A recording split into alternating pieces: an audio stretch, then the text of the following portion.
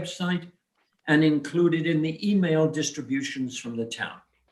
With me on this Zoom meeting from the town of Lewisboro are members of the town board, Richard Sclarin, Jane Crimmins, Tony Gonsalves, and Dan Welsh. We have a quorum and can vote on any matters that come before the board. In addition, we have Town Attorney Greg Falchetti, Town Clerk Janet Donahue, and Joel Smith, our Facilities Maintenance Director. Have I left out anybody? I don't think so. At the public comment periods, we ask that only the following persons be permitted to speak. Residents of the town of Lewisboro, the Katona-Lewisboro School District, owners of property in the town of Lewisboro, employees of the town of Lewisboro. If you want to speak at the public hearing or make a public comment, please raise your hand at the appropriate time.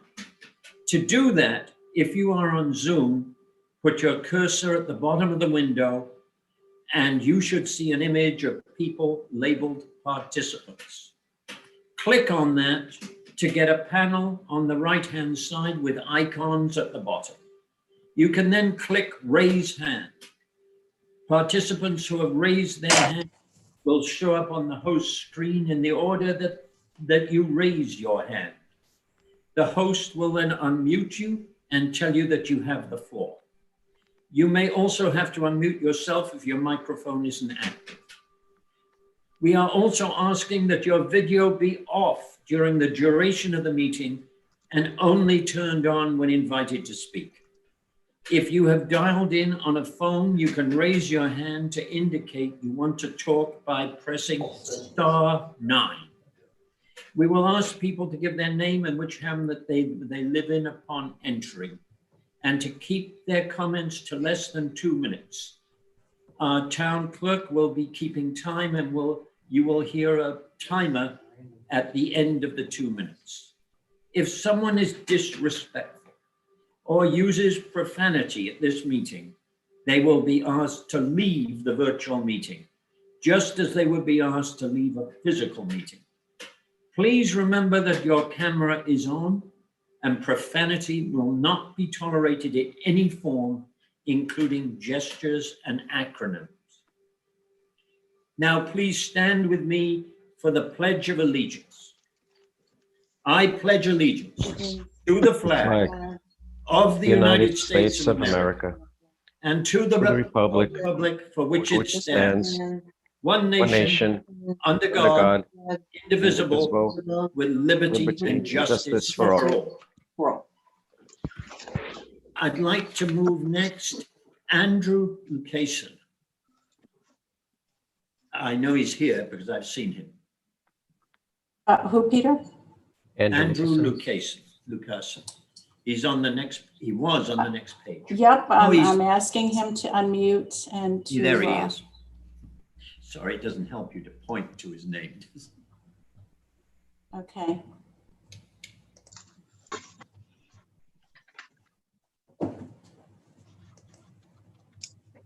Okay, there you are. Welcome, Andrew. Hello, good afternoon. Good afternoon to you. Good afternoon. Actually, let's make it good evening. It's dark outside. That's Andrew, I want to read to you a resolution adopted by the town board of the town of Lewisboro at a meeting held on January 25th, 2021. Whereas Andrew Lucason of Lewisboro is a John Jay High School student who volunteered to use his time during the COVID-19 lockdown to perform a community service and chose to bring the military tribute banner project to Lewisboro. And whereas Andrew Lucason led this effort, gaining permission from the town government to hang the banners, plus negotiating with our 3 shopping centers to allow them to be hung on their property. And finally, working with the town's maintenance department to physically install the 32 banners. so effectively that it had a significant impact on the town, so that it may well have started a new Lewisboro tradition.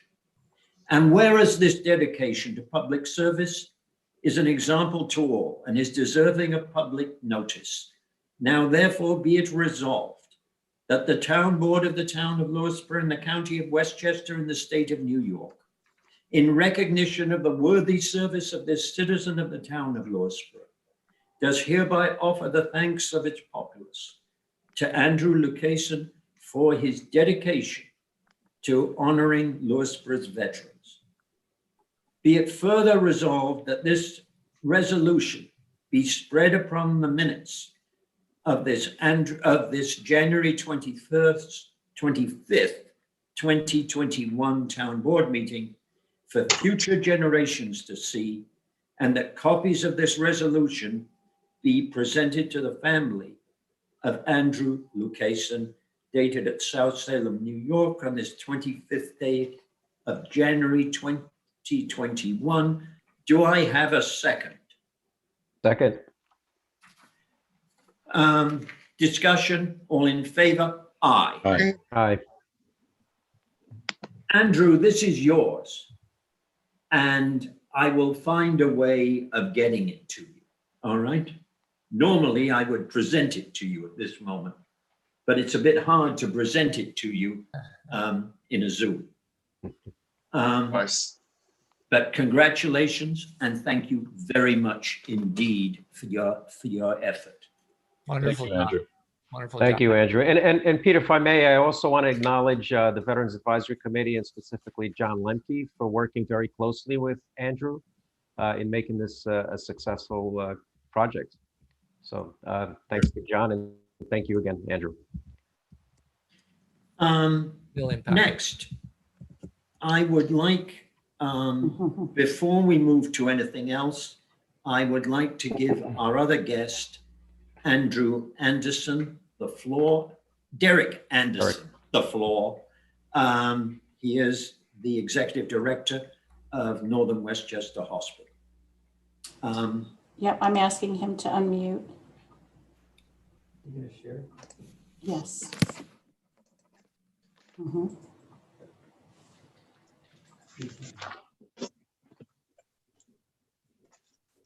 Hi, Derek. Can you hear me? Hi, good evening, everyone. Good evening, Derek. Good evening, Derek. Good evening. The floor is yours. Yeah, thank you.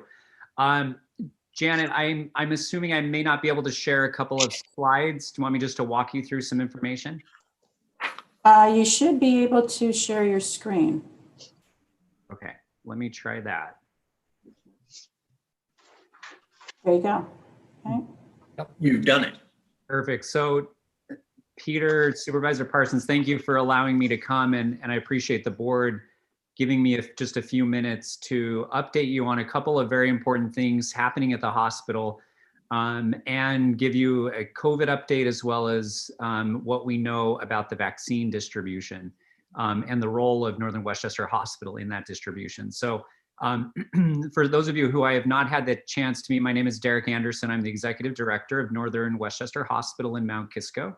I happen to be a resident of the town of Lewisboro, so I am your neighbor. We love it. We moved up here about 1.5 years ago, right before the pandemic, and that's when my transition with Joel Seligman, the former CEO, transitioned. So it's great to be with you tonight. Couple of very quick things, and then we'll talk about COVID and vaccine. I would be remiss if I didn't mention the hospital has opened in September a new full service 24/7 cardiac catheterization lab. This is a pretty tremendous investment that we did despite COVID, and advances sophistication of everything cardiac in our community, which is to say we consider the heart, which is a muscle, and every minute that a person is having an active heart attack, the longer it takes to get to a center, the potentially more damage it does to a heart. Having a cardiac cath lab here locally at Northern Westchester Hospital just gives all of us quicker, more sophisticated access. And the team that's been assembled is we have 5 interventional cardiologists, trained at some of the best places in the United States. The director of our lab came from Lenox Hill Hospital, which has been known for 20 years as a leader in everything angioplasty. It was the first place where actually a stent was placed in the country. So Dr. Reimers is the director of our lab. He lives here locally. And so far we've had almost 600 patients come through the lab, which tells you just in the last 3 or 4 months how much this was needed locally in our community. Last week we opened electrophysiology, which is another kind of advanced service that's everything kind of arrhythmia of the heart. But I just wanted to make sure you're all aware that this service is now kind of fully operational in our backyard. And we're very proud of the quality that it offers. Second, and then we'll move on to COVID, is certainly within the women's health arena, Dr. Andy Ashikari and Dr. Pon Kellerman just a week ago joined Northern Westchester Hospital, and we're proud to welcome them into our already pretty robust cancer and breast surgery program. So 2 very well-known physicians, and again, in the women's space within Westchester, Putnam, parts of Connecticut, very well-known individuals, and bring clinical trials and just a depth and a breadth that continues to advance our hospital. So here's where we are with COVID. You can see on the graph, I'm just showing you since the beginning of the year, there are 35 COVID patients in Northern Westchester Hospital right now, or as of this morning, I'm sorry.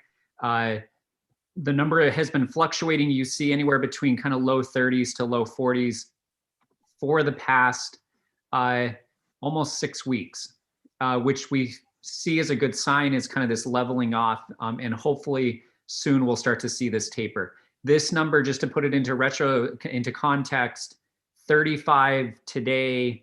At the height of COVID in the spring, first week of April, we had close to 100 COVID patients in the hospital. This does not account for patients that are coming into the emergency department and then going home. These are only admitted COVID patients. So the good news is we're fairly steady. The bad news is we continue to see infections. So just as many as we discharge from the hospital, unfortunately, we see kind of the same number of admissions.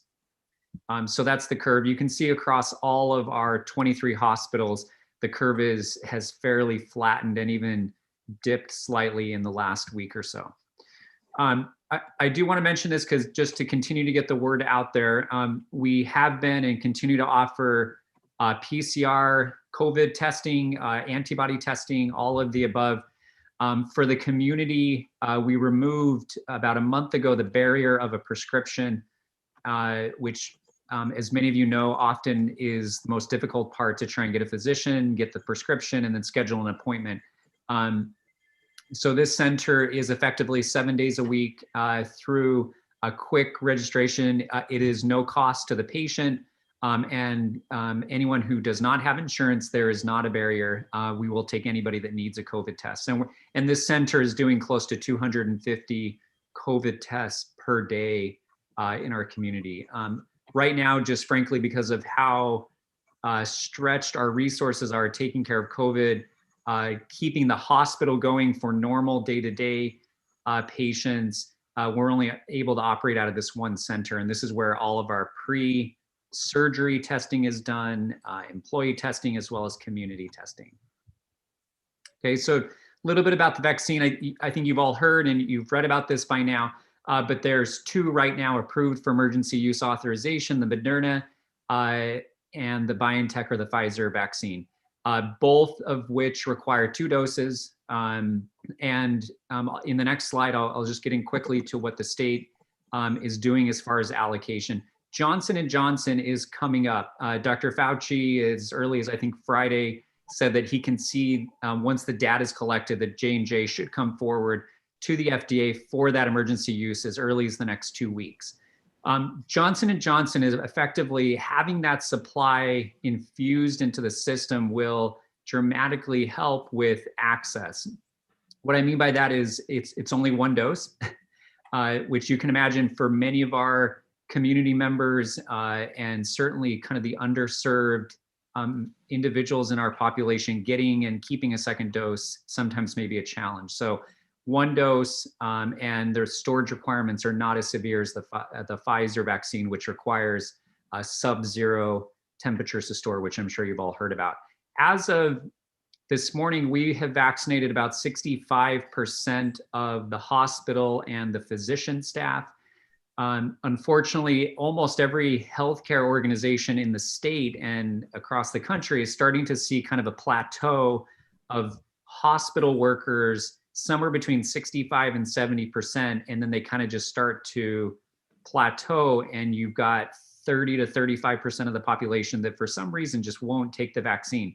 Even after everything that the team has been through during COVID, it just seems the kind of the farther we get from the bedside, away from kind of nurses, physicians, clinicians, into more of those support services, they're more reluctant to take the vaccine. So we're continuing to drive that up, but it's going very, very slowly. Kind of the initial wave, that 60% came very quickly, and now we're just struggling to get individuals to take it. Remember, the guidance nationally is getting to a 75 to 80% vaccination rate is what will build that level of herd immunity that ultimately can kind of help us get back to some sense of normalcy. 2 weeks ago, the state gave Northern Westchester Hospital an allocation of about 1,000 doses. In true COVID fashion, we had about 25 hours to operationalize it from the point the state notified us to the point that we had to open our doors and use it before the state was ready to reallocate it. So we were anxious to get some out to the community. The way this works is as soon as the state posts those appointments, they go live for everywhere in the state, which, as you can imagine, is a challenge. In the 1,000, we had people coming from 3-4 hours away that somehow found an appointment on the state website and traveled. So we desperately wish this could be directly for our community. Right now, the way the scheduling works is fairly limited. But the hope is as supply opens up, we can kind of work through this. I think you would be proud to hear that every vial, and you've read this, potentially contains an extra dose. So it was all Pfizer doses, all Pfizer vaccine. Every 5th dose, which is 1 vial, contained an extra dose most of the time. What do we do with those extra doses? We kind of strategically reached out to key underserved areas that we knew were not sitting at a computer waiting to click a link, schedule an appointment. So through the help of community partners, we reached about 14 vulnerable patients. We got 21 first responders in, community center in Katona helped us identify individuals, and then we worked with the homeless shelter to get a few of them in. And hopefully this does feel like just a drop in the bucket, but the hope is we can kind of continue this pace as we get more allocation. And I will say, as of this morning, the state did give us another 1,000 doses, but the state is pivoting and saying hospitals should focus on priority 1A, which are healthcare workers in the community. Pharmacies will focus on 1B, individuals 65 and older. Local health departments, like the Westchester County Department of Health, would focus on essential workers. And then these mass locations that you've seen, like the community center, Javits, Jones Beach, up in Albany, these 10 or 15 large mass vaccination locations are for everybody in priority 1B. So the 1,000 doses that we just received, or at least noticed that we received today, they're going to be shipped in the next few days. We have been asked by the state to just focus on healthcare workers. Assuming we've kind of reached all of those communities, we are going to look at our partnerships, and our hope is through schools, our school superintendents. Peter, you'll likely be receiving an email from me tomorrow or Wednesday, the President's Council of the hospital, to help us fill out the rest of the appointments. So, so more to come on that, but right now that is kind of the focus. The state is, at least within the last 2 days, information changes very quickly. It seems to be the beat of COVID with so much change, but right now, at least for the last 2 days, this is what the state is asking us to focus on. And our hope is any extra doses or anything else, of course, will be fairly and in a very equitable way, trying to touch on a lot of our underserved populations who we know may struggle with access.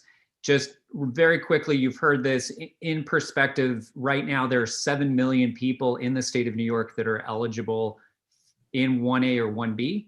The state only gets about 250 to 300,000 doses per week. If you do the math, this is several months, which is why you're seeing the governor advocate the federal government. We'll have to see how the change in the presidential leadership makes a difference with opening supply. Johnson & Johnson coming on board can help. But really the game or the restriction right now is just not having enough access. Okay. And then just, I want to end with this, but I'm happy to answer any questions or concerns. Really just the message of the hospital, despite the pandemic, has been operating at a very normal state. What do I mean by that? Since the pandemic started, we've delivered over 1,600 newborns into the world. We've actively performed over 12,000 surgeries. Every day we're running 12 operating rooms, endoscopy suites. The hospital is still functioning very strongly despite the pandemic. Our COVID patients are contained within certain areas and certain floors. One of the advantages of Northern Westchester Hospital is that every patient room is private, which means there's no sharing of rooms, there's no cross-contamination.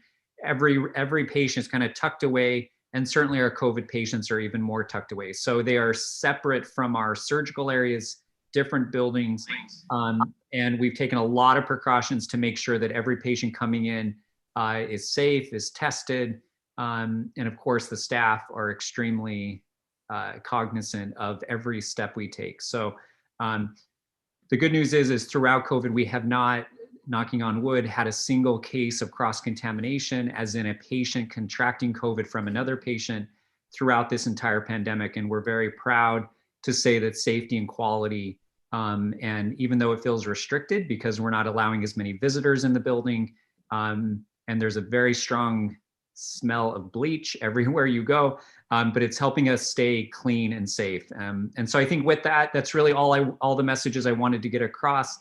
I am more than happy, if you have the time and if you'd like, to answer any questions regarding COVID, state of COVID with the hospital, vaccine, or anything else. Janet, do you want to take over and to moderate any questions there are? Sure. Can we unshare the screen? Thank you. Yes.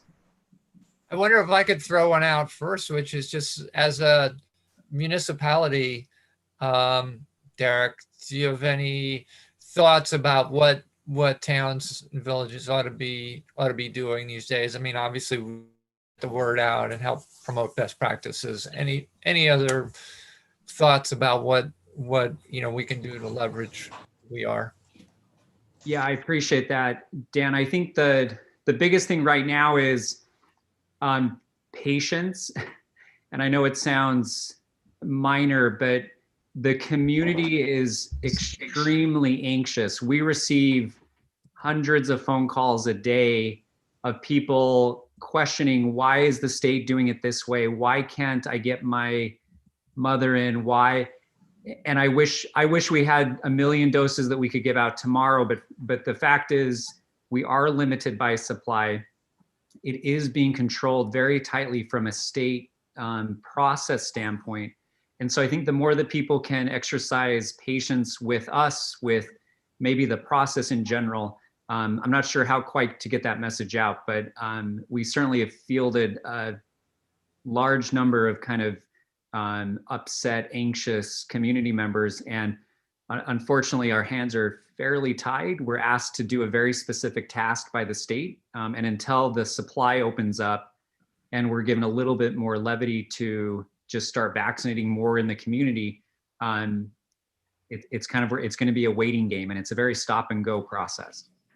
So for those folks, and I'm plugging, people need to ask me questions, but for those folks who are anxious about their elderly mother or whatever, calling the hospital is not necessarily the most useful thing for them to do. I mean, we know there's the New York hotline.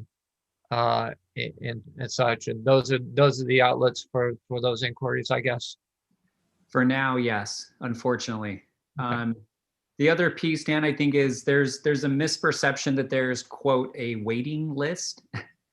We are required by the state, and I think maybe this was announced in some sort of press conference, that hospitals should keep a waiting list. So people call saying, can I get added to the wait list? Because we don't know when or how or who our vaccine are supposed to go to, we're not keeping a waiting list. Frankly, we think it's a little unfair to give someone the sense that you're on a list and then we have no sense of when or if you'll ever get called. We feel that that's perhaps more torturous than just having them continually check back with the state on website or the phone number. So there is no waiting list, but we are very strategic in when we have extra doses, how are those equitably distributed among, the different community partners that we work with. Eric, could you just give to the members of the public the best website that people can go to for the most updated information?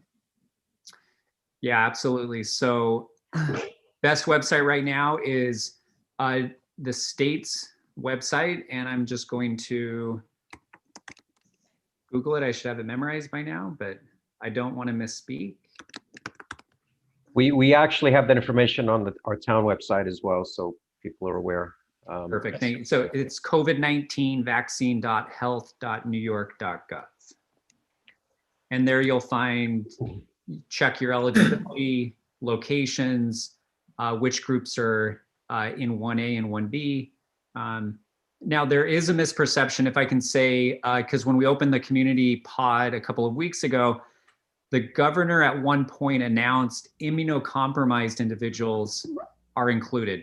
The state has not yet allowed the website to account for that, nor have they given the hospitals or the providers permission to vaccinate immunocompromised if they're not 65 or older or fit one of the other criteria. So again, we're kind of legally bound to some of this, I think, as soon as we're able, but that is one big area of patients who have multiple comorbidities or immunocompromised. They seek a physician letter.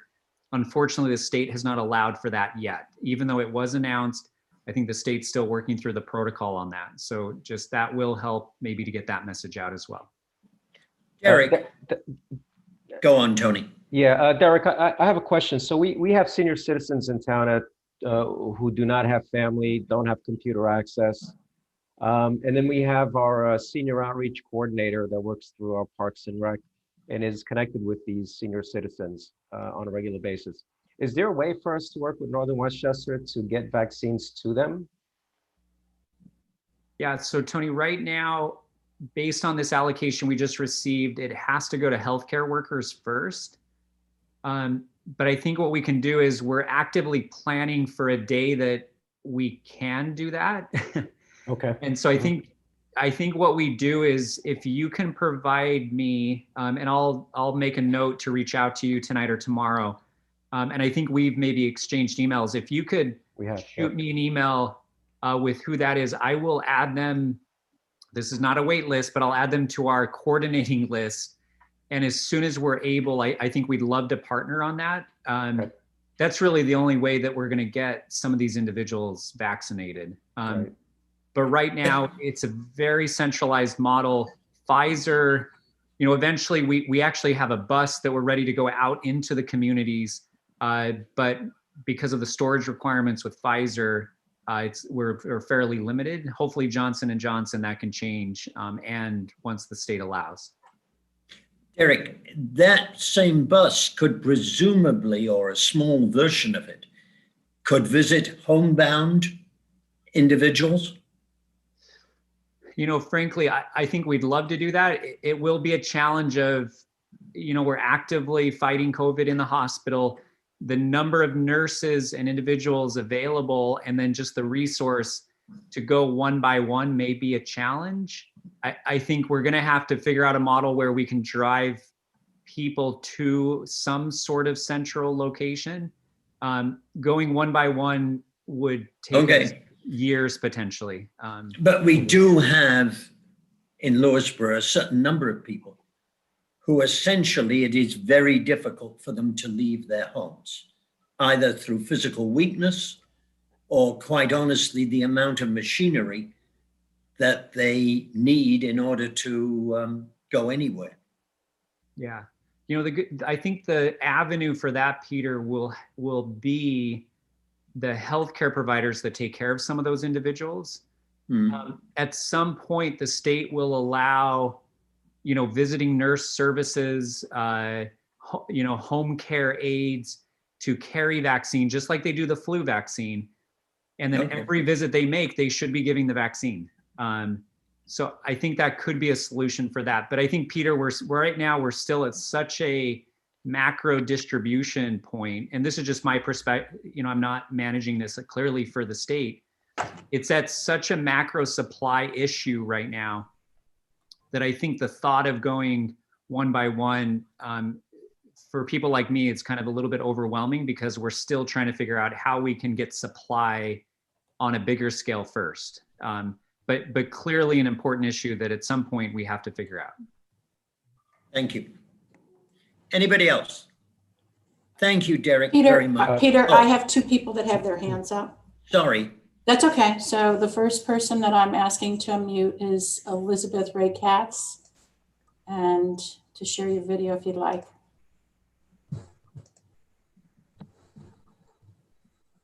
There you go. I'm there? Oh, there. Yes. Okay, hi. First of all, Mr. Anderson, I just want to thank you guys. We've been to the hospital twice since COVID started, and the hospital has done a fantastic job. So we felt safe going in and going out, and I just want to thank you and the staff there. That being said, I just want to know, I've seen a lot of people posting online that they've made like 2-3 appointments for their family members just in case appointment A gets canceled. Then they have appointment B, and then appointment B gets canceled. Then they have appointment C. And that's taking up appointments from people that need it, that now have no access to it. Are they going to come up with a better system, do you think, in the near future that will stop people from making multiple appointments for one person?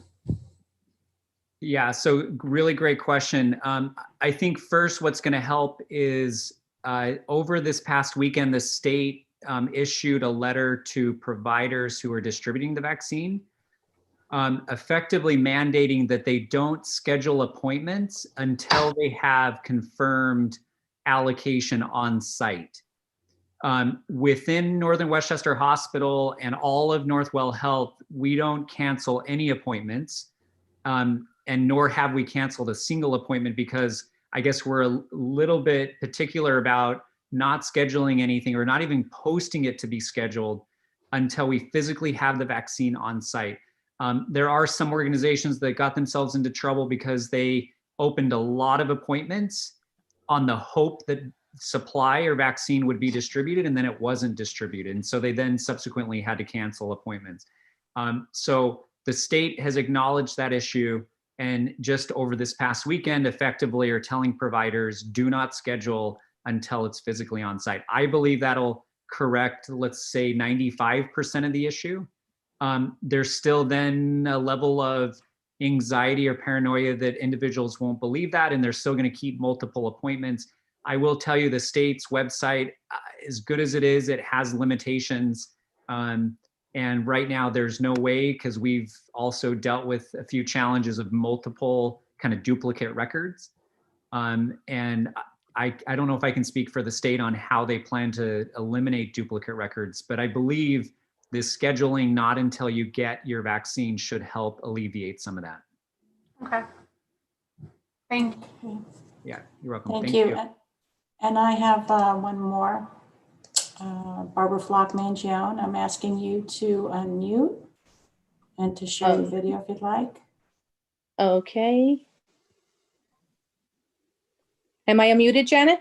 Yes, you are. Okay. Hi, Mr. Anderson. My name is Barbara Mangione. I used to work at Einstein Hospital as an administrator many years ago before I had children. So I am well aware of the tight protocol regarding universal precautions and cross-contamination. My concern is, you mentioned that at this point, Northern Westchester Hospital is at about a 65% rate of hospital staff and physicians being vaccinated, with a higher majority at the top medical level for physicians and nurses, and perhaps a lower percentage for ancillary staff.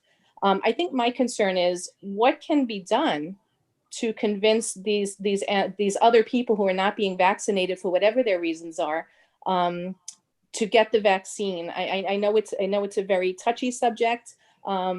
Vaccines in general usually bring out pro and con arguments. I personally believe with a disease, a virus such as this, which is so transmissible and so deadly, that people shouldn't be thinking twice about having this vaccination unless they're compromised in some way.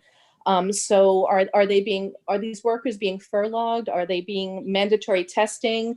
And there can be cross-contamination. You may be isolating the patients and the staff, but you do have departments that can present an issue, such as transportation, nutrition, housekeeping, in case you have to pull to different areas of the hospital. So I guess my question is, what is the hospital doing to, make sure that this 30 to 35% is being tested regularly and not bringing any infection into the hospital?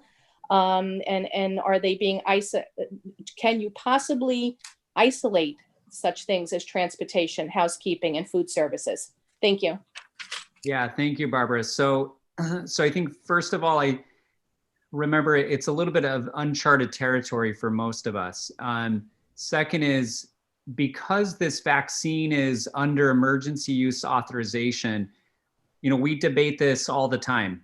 And across Northwell, where we have 75,000 employees, we debate this all the time, which is, can you mandate something that's under still an experimental stage with the government? We mandate flu vaccine, unless they have a medical reason, but we typically vaccinate close to 97, 98% of our staff with flu. Clearly not an EUA vaccine. It's been out for several years.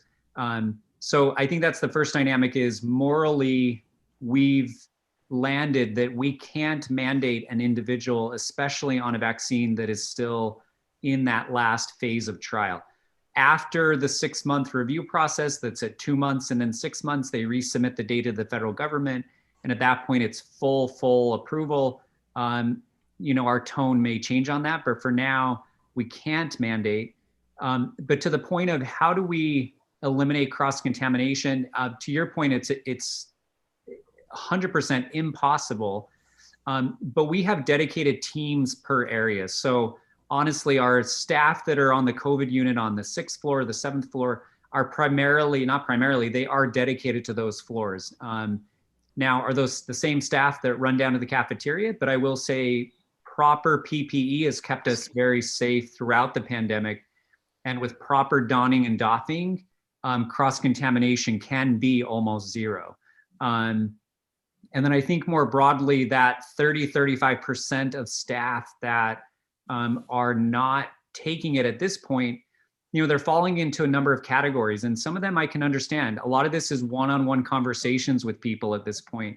As I round the hospital every day, trust me, I am encouraging them to take it, but you hear a lot of feedback. There's a younger set of the population who say, I'm of childbearing age or breastfeeding, and they worry about what that means for their health. And I can understand that. There are some who are skeptical in the process with the FDA. As much education as we provide to dispel some of the myths, people still are concerned that it was, quote, rushed.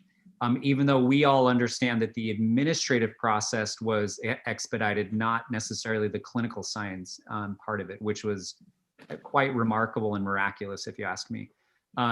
So honestly, Barbara, I think it's going to be a lot of one-on-one conversations. We did yesterday vaccinate about 42 more of our staff. So I think we're getting there. We are leading the Northwell system. So of 75,000 employees, we do have the highest vaccination rate of any hospital, but it's not good enough. And, frankly, it's going to take time for some people to feel comfortable. And until then, we don't believe it's our place to mandate, as much as we believe we should, given the kind of dire nature of the situation. But because it's still under an emergency use, as you can imagine, it kind of brings up ethical issues. And Peter, I have one more hand up, George Gavin. George. Hi. Gavin George, I'm sorry. Oh, hi. I'm there? Yes, you are. Okay, good. Thanks, Derek. Thanks for everything. I just want to go back to the first question that was asked because I kind of missed the answer, which was if someone is making multiple appointments for an older individual, once that person gets the shots, are they going to get taken off the list of the multiple applications that they put in? That's what I thought that the first question that was asked by the first person was, someone's making multiple appointments, they get the appointment for the first shot. Are they taking off the other lists for this first appointment? Yeah. So we have a chance of getting in. I'm trying to get my parents who are 80 and 82 in the town. So that's why I'm asking. Thank you. Yeah, no, great question. So I apologize if I didn't answer it very clearly. I can't speak for the state system. I do not believe that they remove duplicate records. We've had experiences that have given me kind of evidence that even if somebody gets the vaccine, they're still going to have that other appointment. So my understanding is if somebody gets an appointment, they get the vaccine, they should be calling the hotline and removing themselves from the other schedules. Okay. Right now, I don't believe the state's website, and hopefully it'll get there. Some of these issues, as much as even this past weekend, the state acknowledged. So maybe as the technology advances, every week we are seeing it get a little bit better, right. Believe it or not, and as skeptical as we all are. But at this point, I don't believe it does remove those duplicate records. But again, I can't speak for the state, but what I'll do is I will get an answer from the state, and Supervisor Parsons, if you don't mind, I'll maybe funnel that through you for Mr. George. Thank you. Okay. Derek, I have one more point which has come up. People have asked me, and it's regarding after vaccination. And you can probably do a better job at explaining this, but it doesn't stop the person from potentially contracting the virus. So they should still take all precautions. Social distancing, mask wearing, etc. Absolutely. Yeah. Right. Yeah. They still, just like the flu, it doesn't mean there's still a percentage that you'll contract the disease. It's also possible you'll contract it, have no symptoms because your immunity is there and you could pass it on to someone else. Right. Yeah. So those precautions, even after this, are going to be key, which is to say, getting back to the patients part of this, even after we get to a level of vaccination, people are going to still kind of need to keep social distancing until this virus dies out more than it is now. Right. Okay. Thank you. Yeah. Thank you, Derek. Absolutely. Thank You're you. clearly a major step forward from your predecessor because instead of living in that isolated place called Pound Ridge, you've moved to Lewisboro. Well, thank you. You steered me correctly, Peter. So thank you. Thank you very much. All right. Thank you to the town board. Have a great evening. Thank you, Derek. Have a good night. Thank you. Be well. All right. I'd like to open the first public comment period. Does anybody wish to speak? Peter, can I just ask a question? Are you doing the public hearing? Oh, I'd forgotten about that. Okay, let's go back to the public hearing. Well done. I'd like to open a public hearing regarding the holding of outdoor special events on commercial properties. I should warn people that there are going to be some significant changes to this draft, not changes which will alter very much as far as the public is concerned, but considerable changes in terms of wording and how we incorporate it in the code. Greg, is that a reasonable description of what we will be doing? Yes, it is. You have a draft version that was noticed for public hearing tonight. That's a proposed modification of your zoning code section 220. Supervisor Parsons had asked for some minor language modification to that. And then Councilman Gonsalves had provided me a prior draft to be incorporated into a separate chapter outside of zoning that had a little bit more of the parameters and any permits that will be required in connection with the outdoor uses, the special events uses, if you were back to adopt it. So I understand you have the public hearing notice for this evening. You can take comment, you can keep it open, or you can close it. But what I planned on doing is kind of incorporating these two draft laws into something a little more comprehensive, giving it to the board to consider and renoticing at a future public hearing in near term. That said, does anybody wish to make a comment tonight? Yes, Peter, I have one hand up, and that is Jennifer Cipriano. Jennifer, I'm asking you to unmute and share your video if you'd like. You have 2 minutes.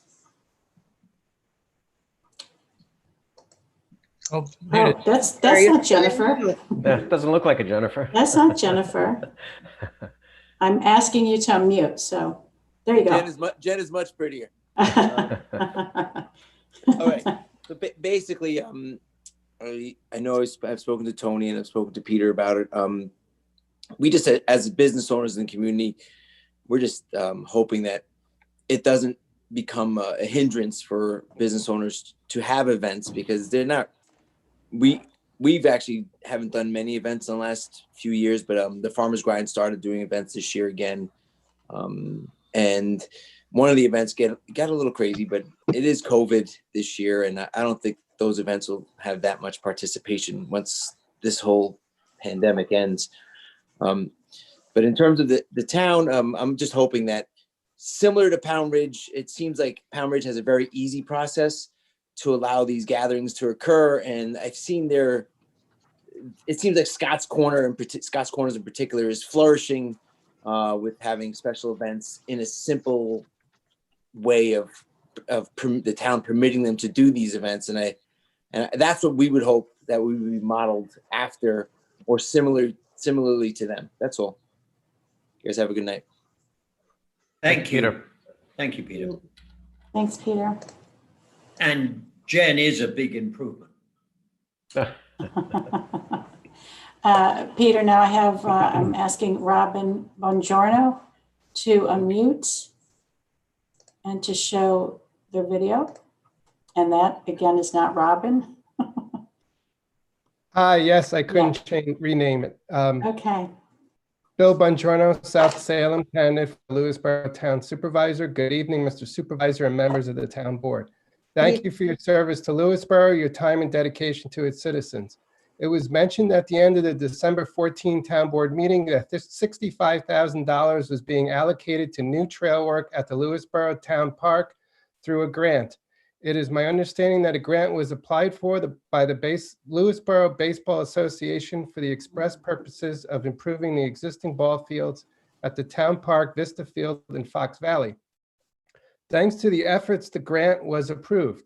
I've come to be told that the majority of the money has been diverted by the Town Board away from this express purpose to, in part, add a new trail at the Town Park. We are blessed with a number of trails and preserves in Lewisboro. Our scouts in town do many projects on them as service and Eagle Scout projects. I know because I have been out there as a scout leader with them doing the work. It is clear to me that the town does not have the resources in place to maintain the existing trail system. So I am asking, why are we adding new trails and not putting that money towards maintaining our crown jewel, the town pool, as well as the Lewisboro Town Park and other town ball fields? Our buildings at Ontario are falling apart. The bathrooms at Fox Valley and the Lewisboro Town Park are in serious need of improvement. We need to maintain our town's assets and value, not add new ones that will require continued maintenance and resources we don't have. I believe with due Lewisboro respect, residents I'm and not sure taxpayers this is about outdoor special events. Are entitled to know why the town board has decided to use the funds in other ways, and would ask respectively to have a full public review and accounting of that money for us. Thank you for your time and consideration.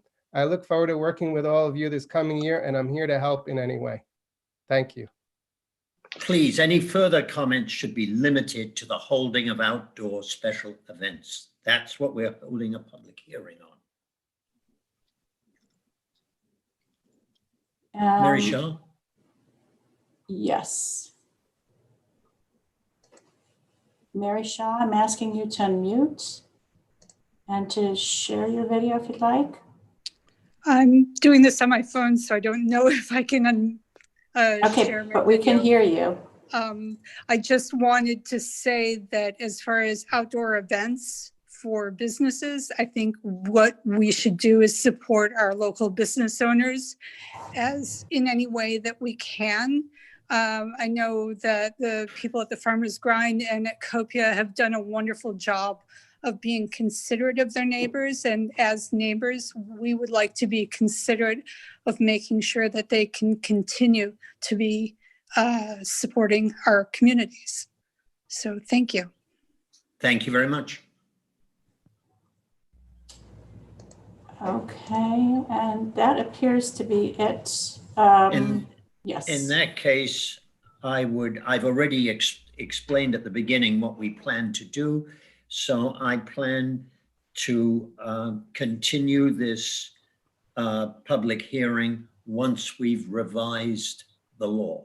And we, Is that do you have, can you summarize what those changes will be? Number one, number two, so that, you know, the planning board was still kind of pitching for a special use permit format. And I know that starts to diverge a little bit from this, you know, let's make it as easy as possible. But just out of due diligence, we should sort of just go through the logic there, I think, and review that for people. I've given that conundrum to Greg and Judd to Siebert to find a way around. I think that they are going to come, I don't know, but one possibility certainly is that they come back not making this an amendment to the zoning code, but making it a chapter in its own right on outdoor special events and making it pretty darn simple, I hope. Would it maybe require a one-off permit, or is it just by right? Or I think probably what I would like, that doesn't mean I'll get it, is a permit which is valid for a year. That has the advantage that if somebody seems to be taking advantage of that permit to do things we would prefer they didn't do, that it doesn't get renewed. Okay. All right. But I'd like them to have more to be discussed. You know, there's definitely a case to be made either way. And I could see, you know, I guess sort of Peter and others would say, like, you need a way to be spontaneous, right? At a given site, like there's an opportunity next week and the weather's going to be good. And, you know, we need to be able to. Yes, but if you get a permit which lasts a year. Yes, you would have had to, you know, you'll just have to anticipate that up front. And then the next year you apply again. Yeah. I feel like that's reasonable given the way that we do that with like an alcohol license. Mm. I'm playing devil's advocate here. I just because I know also the way we do it with like the garbage.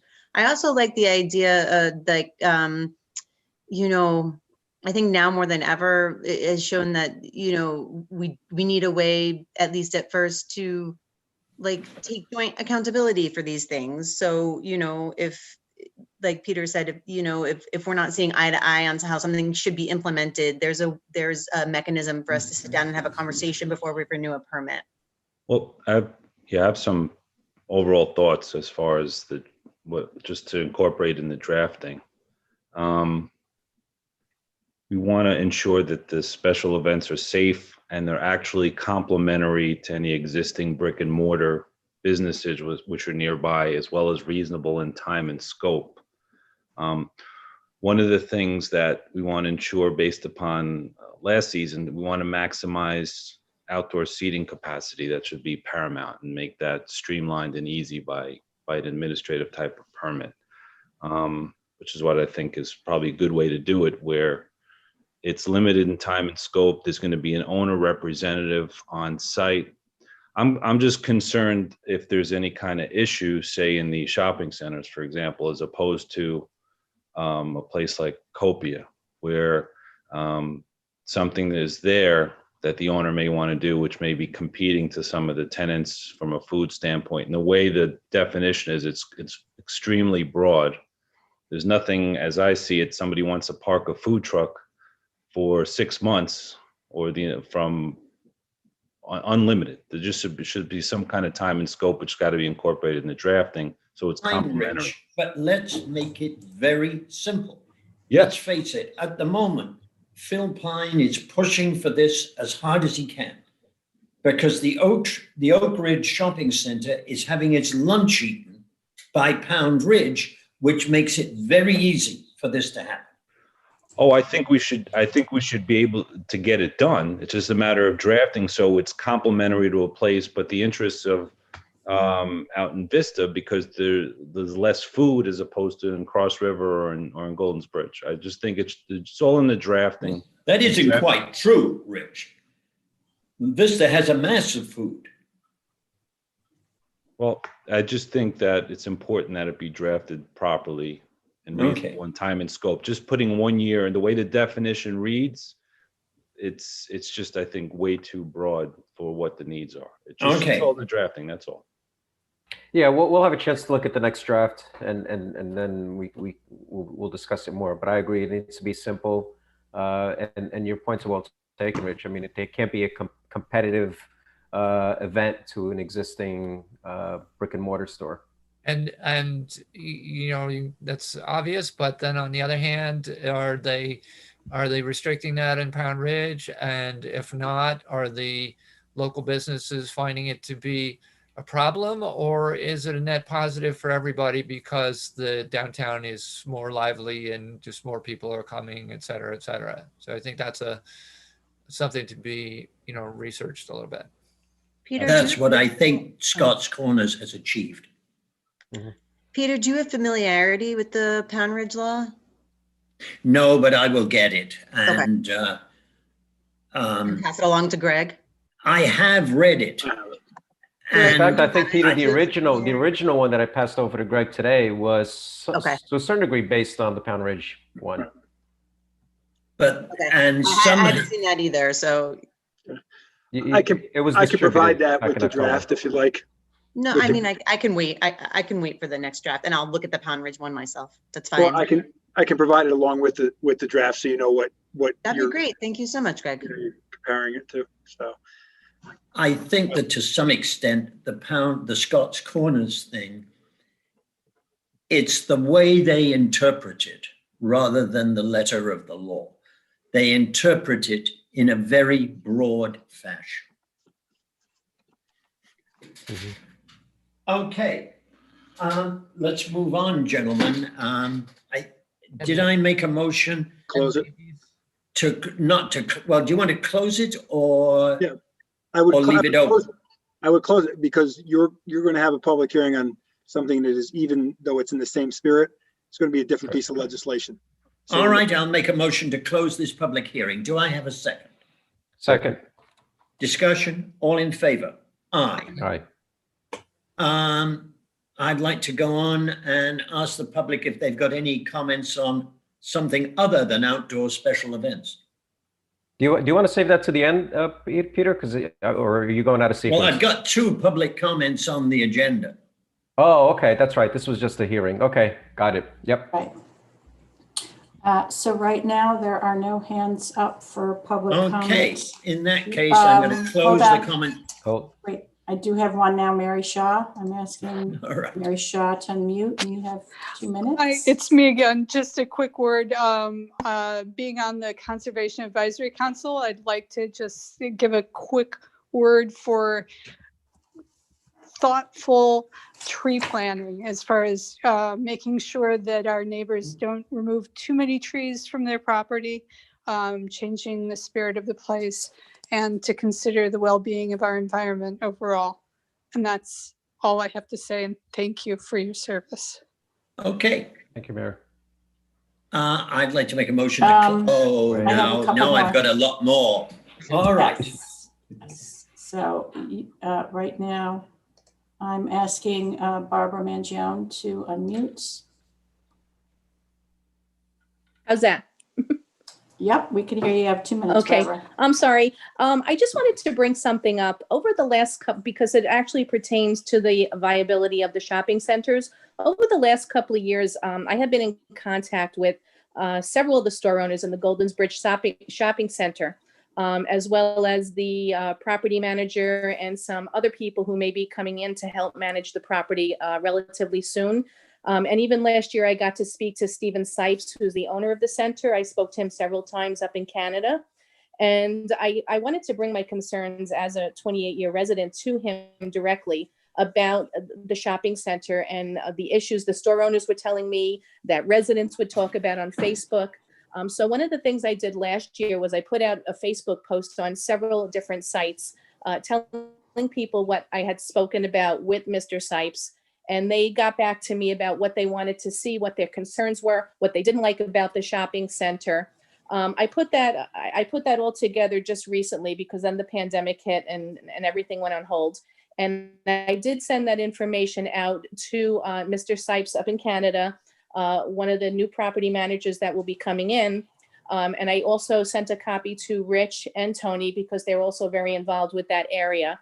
And I think one of my concerns was, and I was listening to the planning board, it also came up during the planning board, is the condition of the area that was originally dug up for construction before they did not get their bank financing and then the pandemic hit. And I was wondering if the town board can do anything about putting a little pressure on either the property manager and or the owner of the center to clean up that area because it really looks quite horrible. Thank you very much. Thank you, Barbara. Okay, thank you, Barbara. Now I'm asking Andrea Rendo to unmute and to share video if you'd like. Can you hear me? Yes. Good evening, Andrea Rendo, South Salem, New York. Good night. Good evening, Mr. Supervisor and Town Council members. I'd like to take my time to talk a little bit about the master plan. It's nice to see that the town finally took my advice from last year about not putting the cart before the horse when it comes to planning for the future development of Lewisboro before taking a closer look at the town's master plan. It's my understanding that the planning board is in the process of forming a committee specifically to look at what it would take to create an updated master plan. I think it will be important to engage our residents in developing what the future vision for our town will be and collaborating on ways that that can be achieved. Residents, however, should understand that a master plan is very costly undertaking, and probably a cost-benefit analysis should also be part of this process. In the end, how the town moves forward and develops should be part of a greater plan and not piecemeal, disjointed, or missing the mark on what we're trying to achieve, like, in my opinion, the most recent affordable housing project in Cross River. Thank you all for your time and dedication to the town, and you all have a good evening. Peter, would this be a good time to just give an update on what we're doing with the master plan? Because I think not all information is out there yet. No, it isn't, but isn't that better done at the next meeting? Okay, that's fine. Yeah, just after we put together a committee. Yep. Okay, Okay. and we're set with public comment. Is that it? That's it for now. Mhm. In that case, I'd like to close this public comment period. Do I have a second? Second. Discussion, all in favor? Aye. Aye. I would like to move on to the consent agenda and move that we approve the minutes of the January 11th, 21 meeting. Second. Discussion, all in favor? Aye. Aye. I'd like to propose a resolution. I wouldn't. Could somebody propose a resolution approving Partners in Safety 2021 agreement and authorizing me to sign it? So moved. Second, does anybody second? Second. Discussion, all in favor? Aye. Aye. I would like to propose a resolution waiving the fees for Homeland Towers building permit renewal across river. The reason for the lengthy time is purely a function of the city's DEP, nothing to do with Homeland Towers, really. And DEP is just taking a hell of a long time. I really don't see why we should expect Homeland Towers to pay an additional fee because of that. Do I have a second? Second. Discussion, all in favor? Aye. Aye. I would like to move on to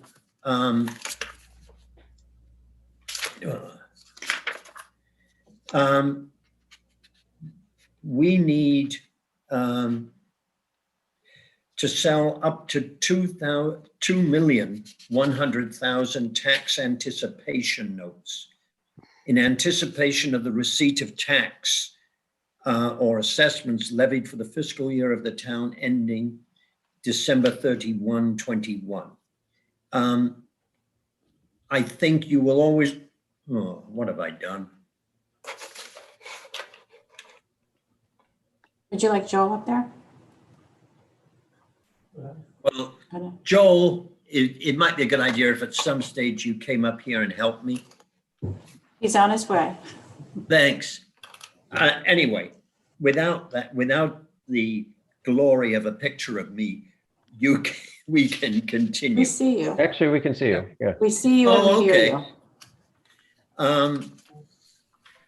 You will remember that last year, the schools decided that they wanted their taxes paid over immediately. They were collected by us. As a result, our cash flow for the town essentially disappeared. As a result of that, we have had to borrow for cash flow at least once during the year and possibly twice. This year, the requirement is that we borrow up to 2.1 million of tax anticipation notes. And I'd like your agreement to do that. We know how that compares to last year in terms of the TAN, and that would be relevant. I've forgotten, truthfully, but I also, and the reason I'm not as good on this as I should be is that our controller has been out and in agony for the last 2-3, at least the last 2 weeks. Okay. And I mean, it is, whatever that cash flow need is, it is. At some future moment, it would be good to understand that. It'll affect the financing for that. But I think, in fact, Dan, we're in better shape than we were a year ago. But because Leo isn't in the office, I think he has probably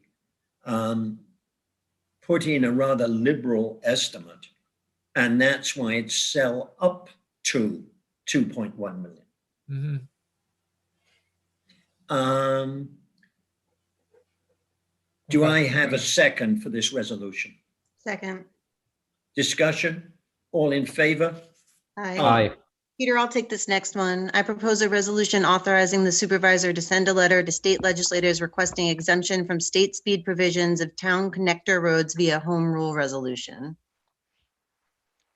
Second. Discussion? Just to clarify, Peter, so this is related to our speed limit reduction to 25 Yes, miles an hour. because the Assembly and the Senate, everything that they've put on the table or begun work on dies with the end of the session. So in order to get it picked up again, we have to start the ball rolling again. But And this that's is what specific this- to the connector roads and Correct. for everybody, that's the I think Fountain, Main Street, Oskaleta, Spring Hill Lane, and West Lane. It's kind of the big, yeah. Is Elmwood one also? I don't think so. Really? Okay, that's surprising. Okay, but the others that are not connector roads, we've already enacted the 25. I think so, yes. Although Yes. This is I've just got to check that. We did. For the local town Yes. roads, we did. okay. Good. All right. All those in favor? Did I get a second on that?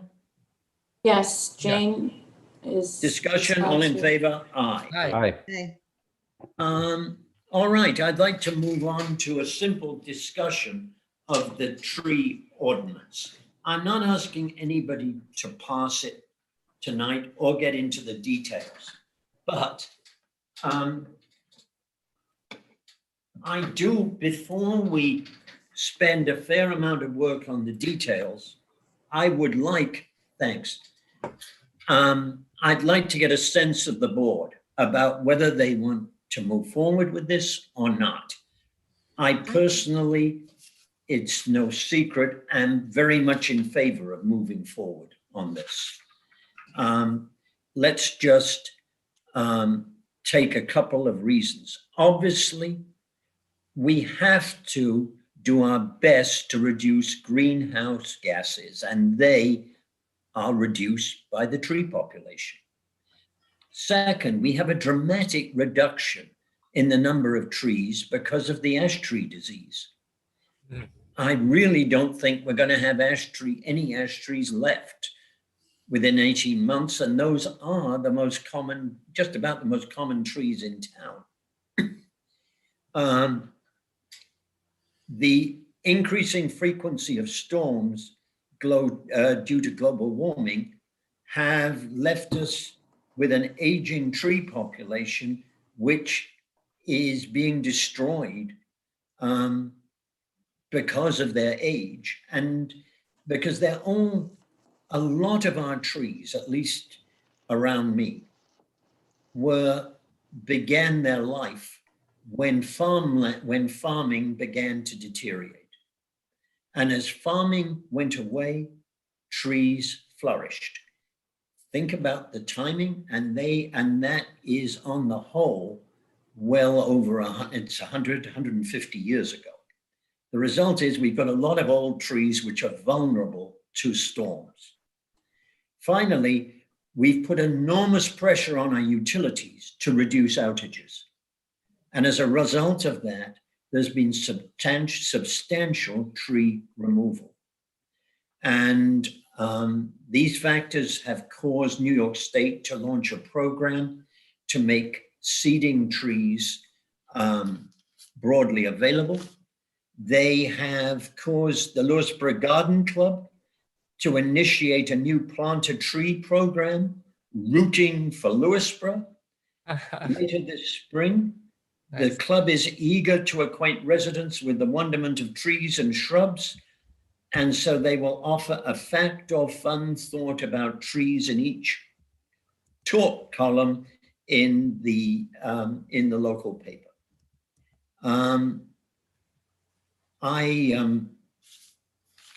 I think this is pretty important. The way I have lost trees I know this is not a reason for the whole town doing it, but I have lost a huge number of trees over the last 18 months. So much that my wife went out and bought 17 new trees and had them planted the other day.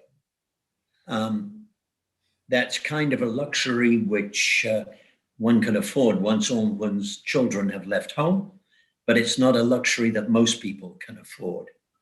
So I think we need to do our best to hold on to our existing trees. That's why I want to do this. What do people think in general? Yeah. So in addition to all of those like very good reasons that you gave, I think that two things. One, I think that we are heavily populated as a community with people who are drawn to the natural environment, and that this is important to a lot of people who live here. And the second is that our surrounding municipalities have this tree ordinance, including North Salem and Pound Ridge and Bedford. So it makes really good sense that we would as well. And so in addition to Peter's 4 fabulous reasons, I wanted to add those 2 as well. I'm also going to suggest that if you look around you, unless my end of town is unique, you will find there is a fair amount of vigorous tree cutting going on. Certainly, it's going on there are 2 properties on Elmwood Road where there is pretty dramatic tree cutting occurring. And I think it's about time we regulated it to some degree. And the current Thank code, you to me for planting trees. Not just planting trees, I mean, regulated it. Well, one way to regulate it is to force people to plant trees when they take one down. But also, the fact that we have essentially no law except on properties of over 5, the only law we've got, as far as I know, is one regulating clear cutting on properties of over 5 acres. That's a small number of people. which means that anyone with under 5 acres can clear cut their entire property. Yes. Right. And remember that quite a few of the larger properties are in fact composed of several properties. So that one of the properties where the tree cutting is occurring on my road is in fact, I think, at least 2 properties and maybe 3. Mm-hmm. But of course, they're all contiguous. So they're all being managed really as one property. Mm-hmm. Dan, what do you think? Yeah, I mean, we know that the CAC and Jan Anderson did a tremendous amount of work on developing a draft for us a couple of years ago, and they did so in a very sensitive way where they reviewed all the codes around the region, and they kind of did things in a huge matrix, and they were quite conservative about it. This is not like just like, let's stop anybody from cutting any trees, but it's about having some sensible limits on these things that will help. We have the stormwater issue, which is really critical with respect to this, and just the extremes that you guys talked about. So I think we should pull that out. And I don't know if you want to. Well, sorry, that's what I've circulated to the board. Yeah. Is in fact Jan Anderson's document. Let's, did it go to the CAC also? We should send it back there just so they can take a quick look at. All right, what I also wanted is. John Wolf has his hand up, by the way, speaking of CAC. I was just going to say that. Each member of John can talk in a second. I want each member of the town board, if they agree, to go through this carefully and to come up with their own set of changes, amendments, and then I'd like to move forward. John Wolf. John, I'm asking you to mute and to share your video if you'd like. As head of the CAC, I guess we should let you speak. We started to take this up about a year ago, and then COVID hit. So we're ready to do a review of it again.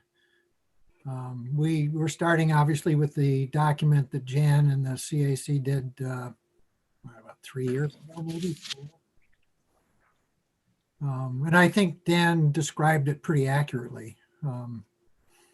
So if you want us to take there's one of 2 ways. You can review it, or we can. Well, in fact, I think it would be great is if you guys reviewed it and then came in and kind of gave us the executive summary of it, for the benefit of the public and everything as well.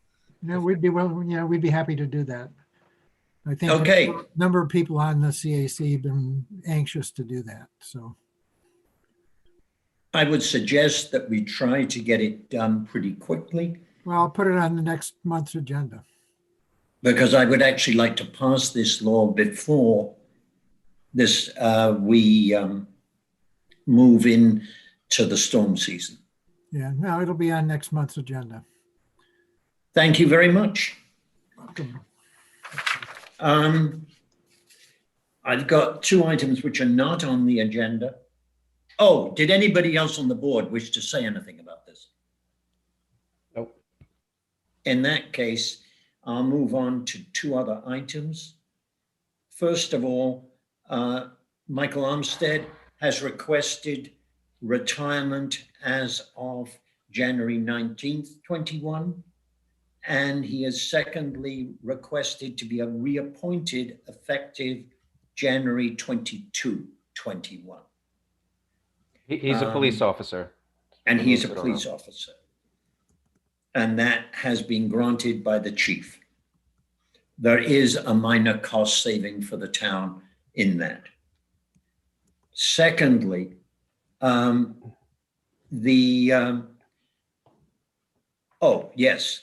Parks Department has appointed Andrew Faranez to Parks as a full-time employee. He's been a seasonal employee for 6 years. He has performed superbly well over those 6 years. And it's probably about time we stopped taking advantage of him, because we need the extra work. So we would like to appoint him, Dana has appointed him as a full-time employee as provided for in the budget. Congratulations. Yes. I know that means that at least for a short period of time, we've got a grandfather, a father, and a son all working for the town, but that's how it is. The next thing, I've got another public comment period on the agenda. Does anybody wish to speak? In that case, I'd like to close the public comment period, and I would like to poll the board. Jane. Okay, just a couple of things that I wanted to share tonight.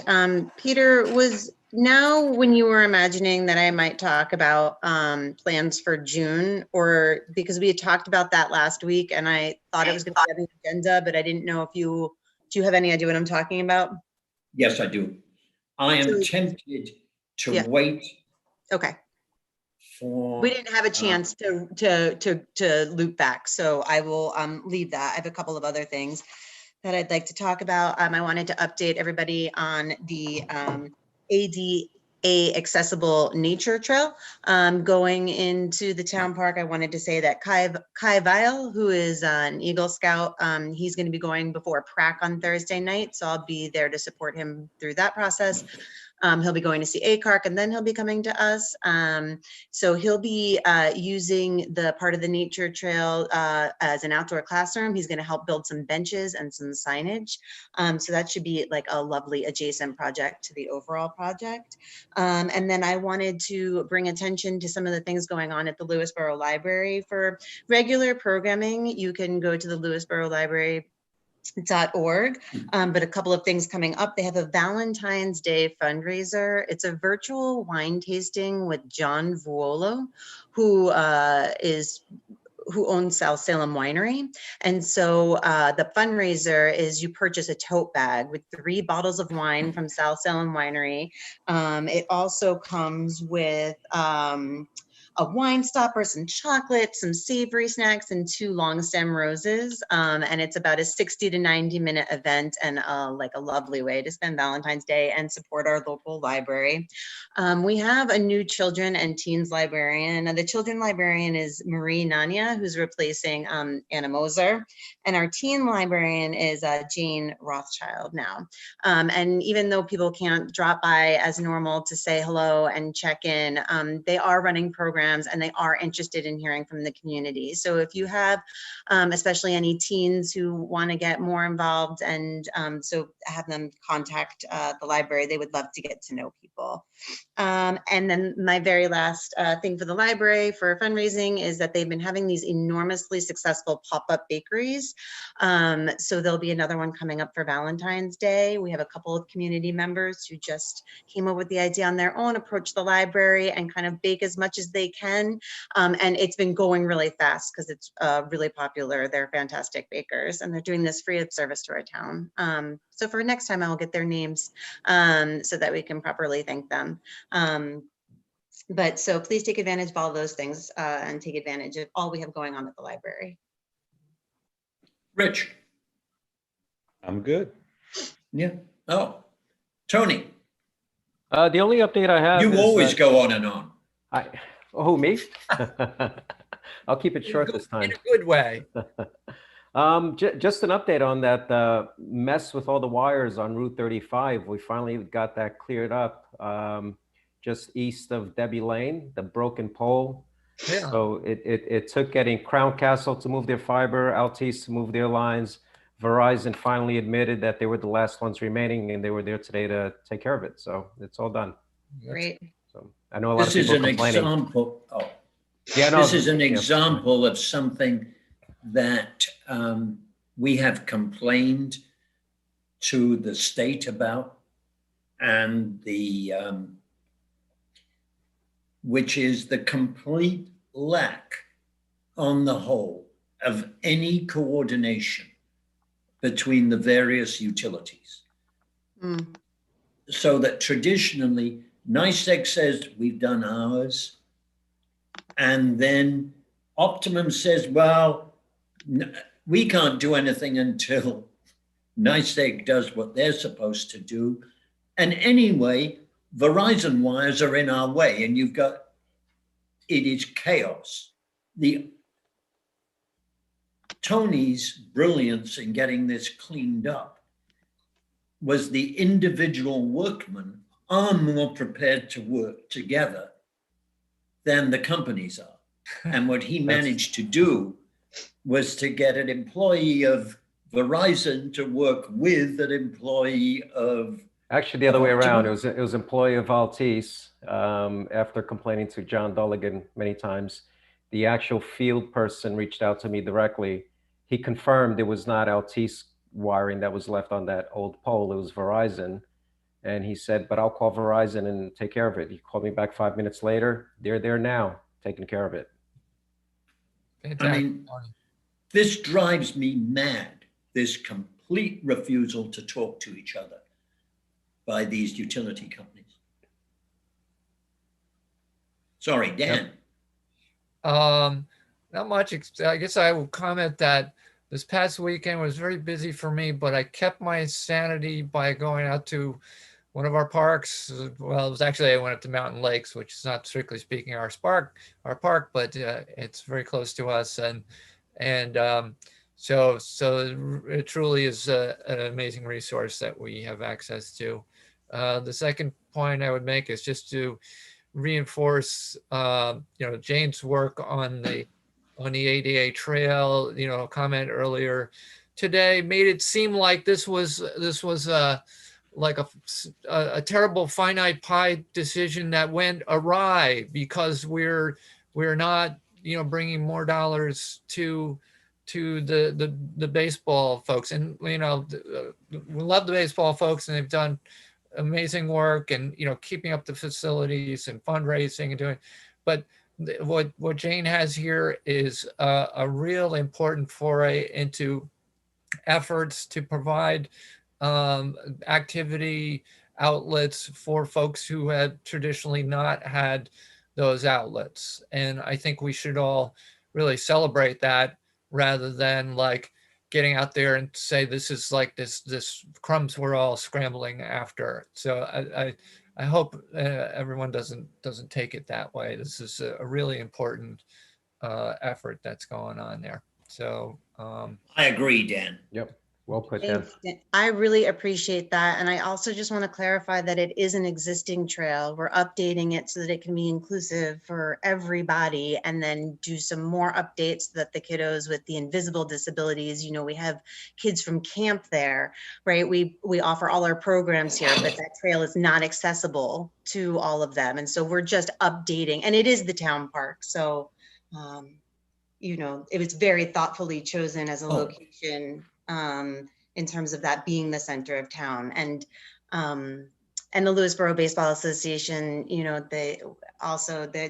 they'll be fixing their fields up at Fox Valley. So that's a nice chunk of money for them to work on that project. So I appreciate that. Dan, had you anything else to bring up?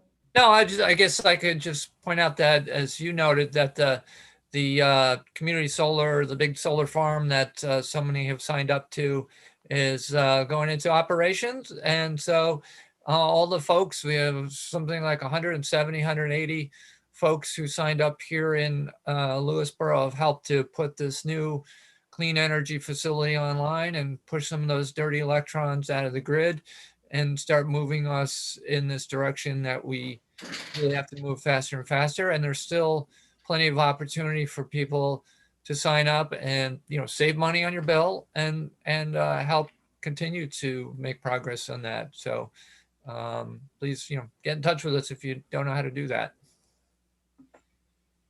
Okay, in that case, I'd like to move that we approve claims. Do I have a second? Second. Discussion, all in favor? Aye.